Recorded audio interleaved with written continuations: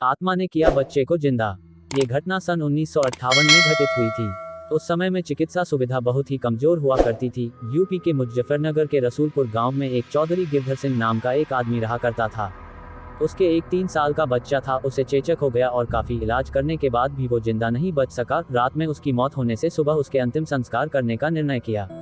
उसी रात को मुजफ्फरनगर के एक दूसरे गांव में शोभाराम नाम के एक आदमी की बैलगाड़ी के पहिए के नीचे आ जाने से मौत हो गई। उसको अस्पताल ले जाते वक्त रास्ते में ही उसकी मौत हो गई। मृतक के घर वालों ने उसका दाह संस्कार कर दिया।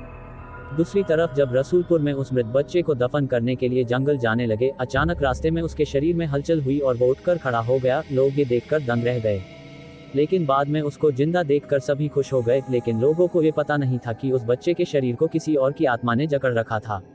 उस 3 साल के बच्चे में 23 साल के शोभाराम की आत्मा घुस चुकी थी। वो अलग जगह पर आकर बहुत परेशान हो रहा था और खाना खाने से मना कर रहा था, लेकिन बड़ी मुश्किल से समझाकर उसको खाने के लिए राजी किया।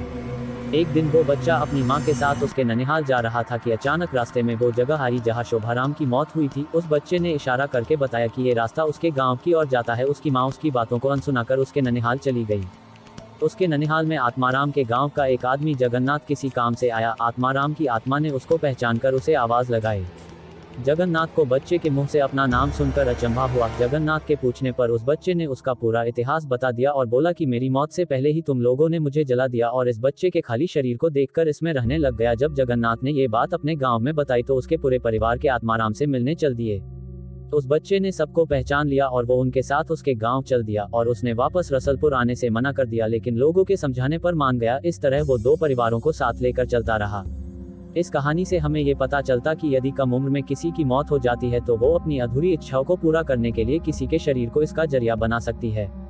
दोस्तों, मैं आपको बताना चाहता हूँ कि ये तो केवल कहानी है, लेकिन हकीकत में ऐसे कुछ मामले होते हैं जिनको कोई पहचान नहीं पाता है। इस कहानी में आपको थोड़ी सी भी सच्चाई लगे तो कमेंट के जरिए अपना विचार लिखना ना भूले।